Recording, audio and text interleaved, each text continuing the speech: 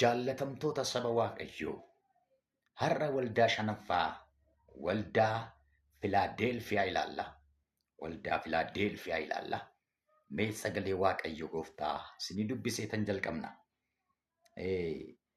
Gara ergamaa waldaa Filaadelfiyaatti ergaan kun isa qulqulluu, isa dhugaa, isa banaa Daawit of harkaa qabu, isa wanti inni banu namni tokkollee cufuu hin dandeenye, wanta inni cufus namni tokkollee banuu hin dandeenye sana biraa dhufe jedhii caafi. Ergichi an hojii kee beeka, ati humna xinnoo qabda, garuu dubbii koo eegdeetta, maqaa koos hin ganne. Kunoo ani balbala banamaa fuula kee dura jiru, isa namni tokkollee cufuu hin dandeenye siifan kenneera. Kunoo warra walgayii seexanaa keessaa Yihuudootatu hin ta'in sobanii Yihuudoota ofiin jedhan sitti nan kenna. Kunoo isaan kun dhufanii miilla keetti akka kufan, si jaallachuu koo akka beekan nan godha. Ati dubbii koo isa obsaan danda'u sirraa barbaadu waan eegdeef, anis immoo yeroo qoromsi guutummaa biyya lafaa irratti namoota lafarra jiraatan hundumaa qoruudhaaf dhufutti isa jalaa akka baatuuf sin eega.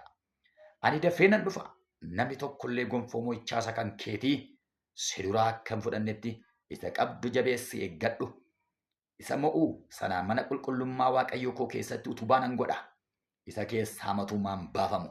Maqaa Waaqayyoo kootii, maqaa mandara Waaqayyoo kootii, Yerusaalem ishee haaraa ishee Waaqayyoo koo biraa Waaqa keessaa gadi buutu. Maqaa koo haaraa utubaa kanarratti nan caafa. Galanni Waaqayyoodhaaf haa ta'u. Gooftaa galanni siif haa ta'u.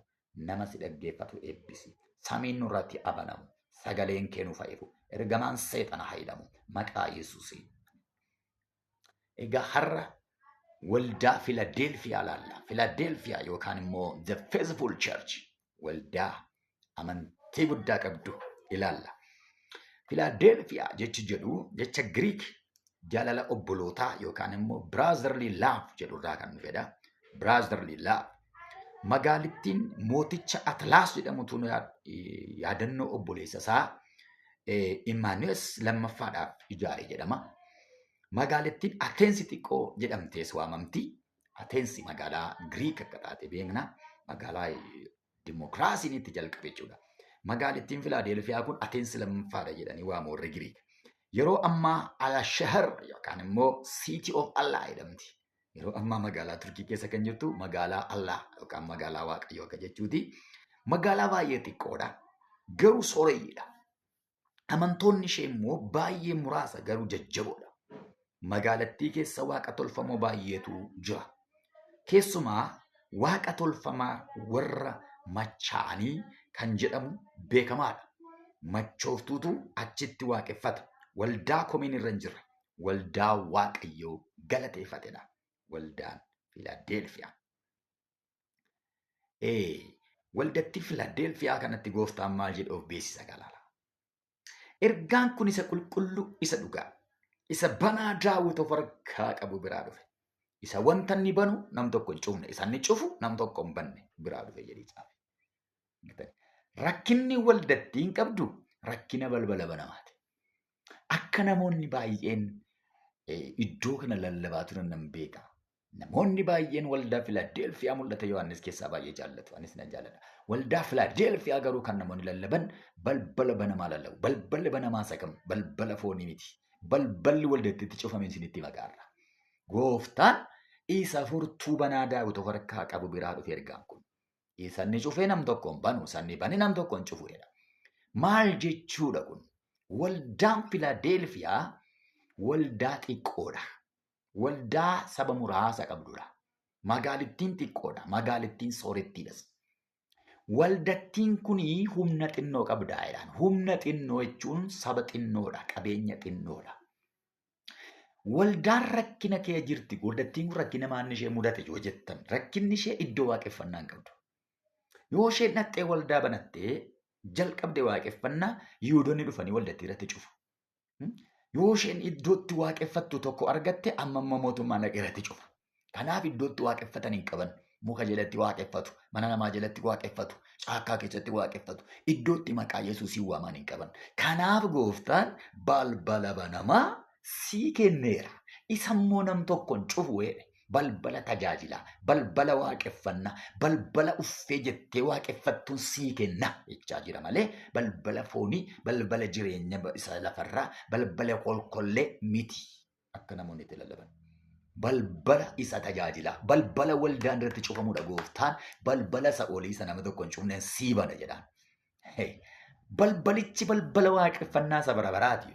Balbalichi isa Yesuus Kiristoos banudha. Balbala hojii foonii miti. Waanuma salphaadha, waan guddaan lallabinaa daraa keessa warri lallabdan. Balbala isa bara baraati inni gooftaan jechaa jiru asirratti. Balbala waaqeffannaati kan gooftaan ittiin jedhu.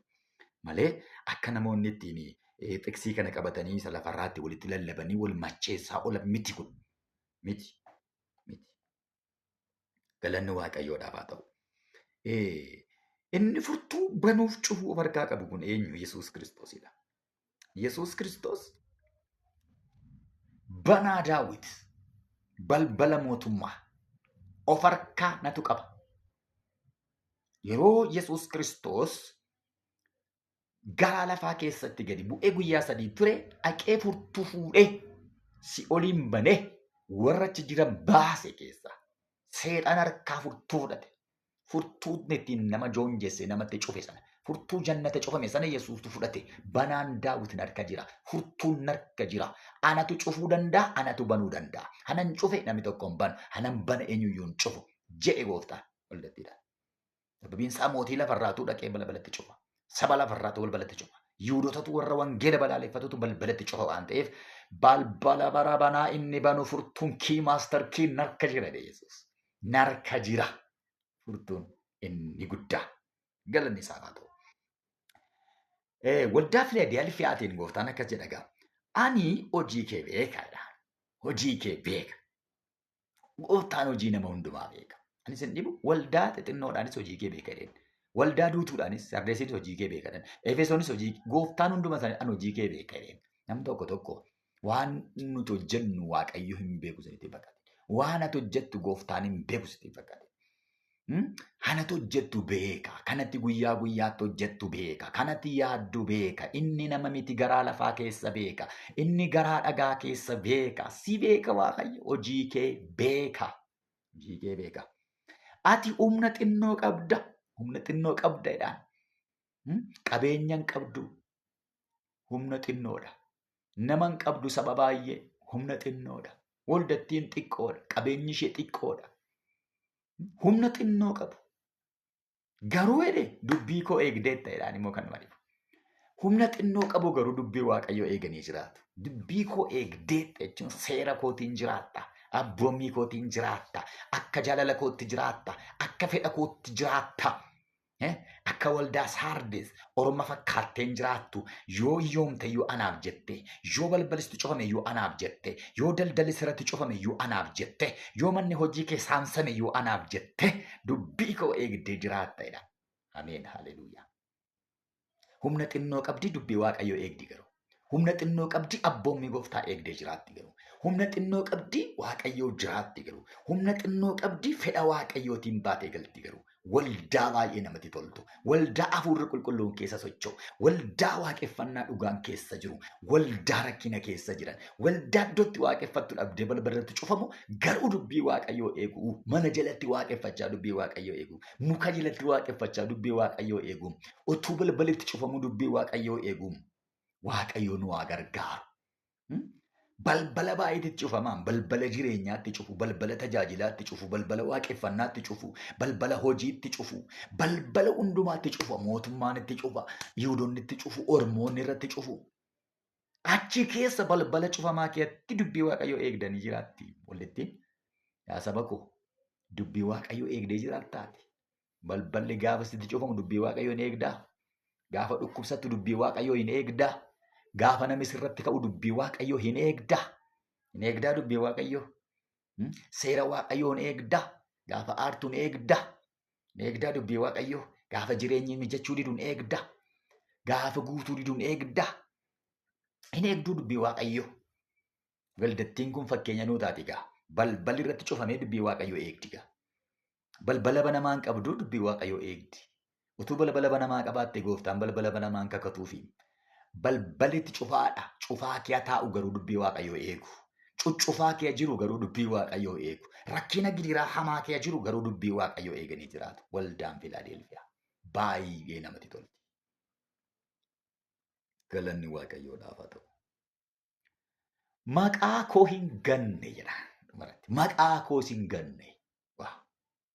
Lafatti namni maqaa Waaqayyoo gatutti. Lafa biyyitti sooromuuf jedhee maqaa Yesuus hin ganutti. Lafa waldoonni baay'een bara sanaa maqaa Waaqayyoo dhiisanii maqaa Waaqa biraa waamanitti. Maqaa koo hin ganne. Maqaa koo jabeessitee qabatte. Akkuma na jaallatte isa ganamaatti jirta. Akkuma jaalala ganamaa naa qabdu sanatti jirta. Maqaa koo qabatteetta.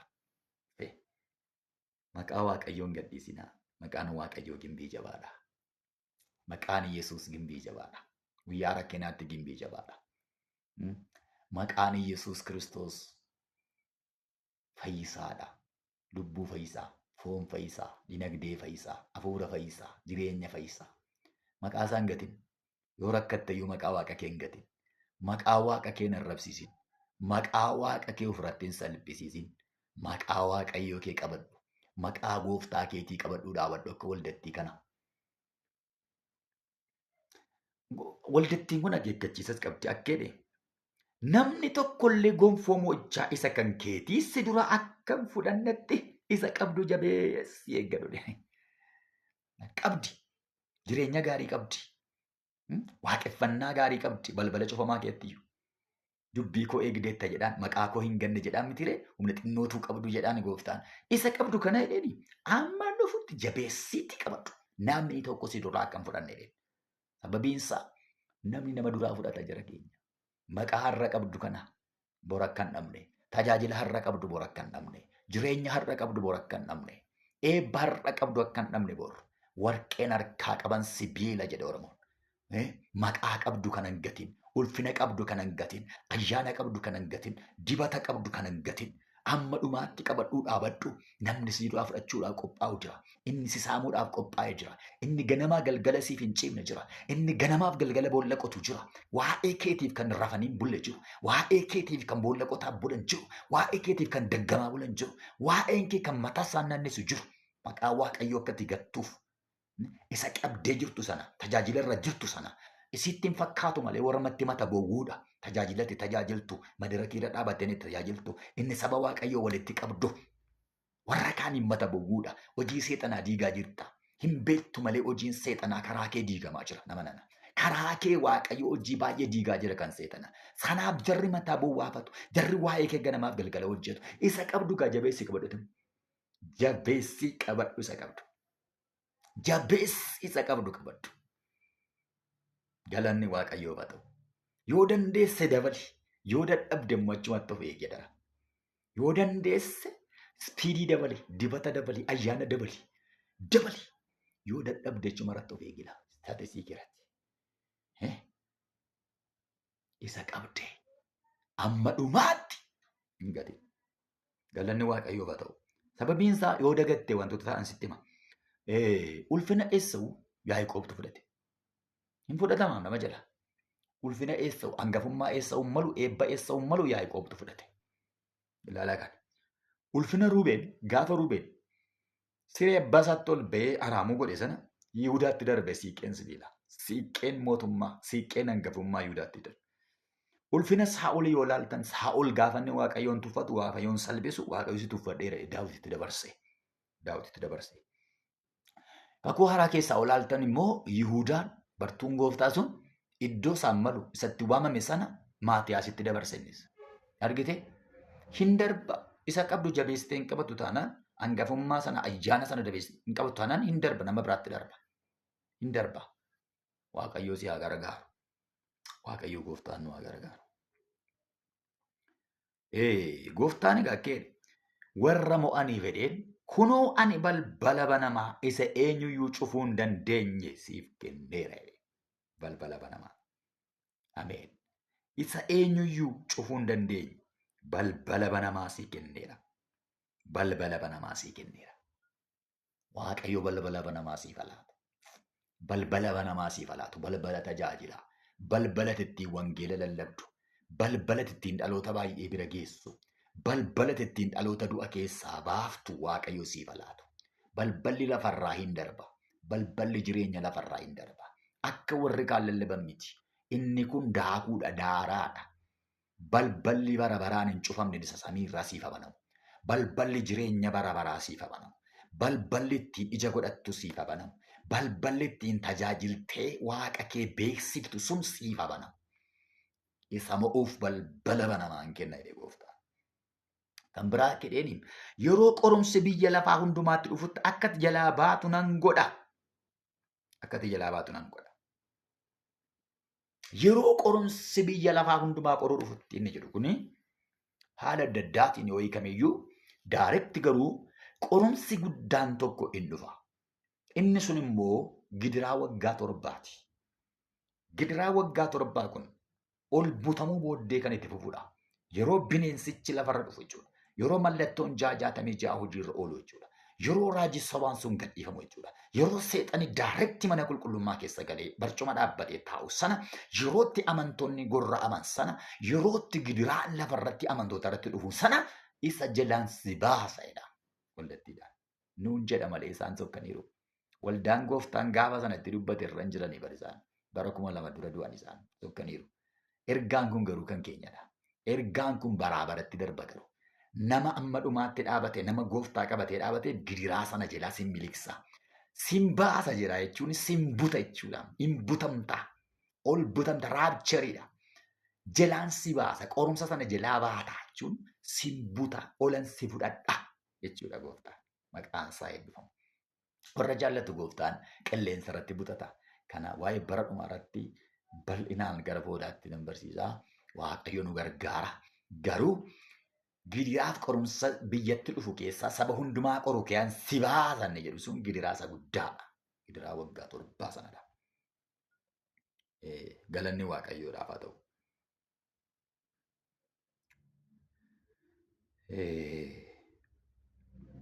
Isa mo'uu fedhe mana qulqullummaa koo keessatti utubaa nan godha. Isa mo'u mana qulqullummaa koo keessatti utubaa nan godha. Mana qulqullummaa waaqayyoo keessatti utubaa. Mana qulqullummaa waaqayyoo keessatti utubaa sin godha. Utubaa jechuun hundee manni irratti ijaaramudha. Galanni waaqayyoodhaaf haa ta'u. Mana qulqullummaa keessatti utubaa ta'uu jechuun kan hin raafamu jechuudha. Hammanni irratti ijaaramu jechuudha. Koorii jechuudha. Baay'ee important person jechuudha. Phexros, Yaaqoobii fi Yohaannis jedha Galaatiyaa boqonnaa 2:9 warra akka utubootaatti ilaalaman jedha Phaawulos. Warra akka utubootaatti. Isa mo'u gootaan akka jedhe utubaan godha mana koo keessatti. Beekamaan godha. Olan kaasa, olan qaba, nan ulfeessa, nan kabaja jechuudha. Galanni waaqayyoodhaaf haa ta'u. Isa mo'u mana qulqullummaa koo keessatti utubaa nan godha. Haleluuyaa. Egaa akkuma amantoota waldaa Filadelfiyaa kana han balballi sitti cufame, kan karaan sitti cufame, han daldalli sitti cufame, han tajaajilli sitti cufame. Akkati tajaajiltu kan dhabde, akkatti isa waaqayyoo si keessa kaa'e akkatti hojjettu kan dhabde, waaqayyo ergaa sii qaba. Balbala banamaa siifan kenna. Balbala ittiin tajaajiltu siifan kenna. Balbala ittiin biyya lafaa bira geessu siifan kenna. Balbaloota ittiin hojii koo hojjettu siifan kenna jedheera gooftaan. Waaqayyo balbala banamaa siif laatu. Waaqayyo balbala namni cufuu hin dandeenye siif laatu. Balbala seexanni xonqaawwanni cufuu hin dandeenye waaqayyo siif laatu. Yaa waaqayyo galanni siif haa ta'u. Nama si dhaggeeffate kanatti gargaari. Har'aa kaasee balballi haa banamuuf. Har'aa kaasee balballi haaraan haa banamuuf. Balballi haaraan, balballi jireenya bara baraa, balballi tajaajilaa, balballi gonfootti isa geessu, balballi badhaasatti isa geessu, balballi akkan utubaa ta'u isa godhu, balballi nama kanaaf haa banamu. Maqaa Yesuusiin haa banamu. Ergamoonni dukkanaarraa hidhamani, ergamoonni seexanaarraa hidhamani. Maqaa Yesuusiin nama kana gargaari. Gooftaa si haa galatu.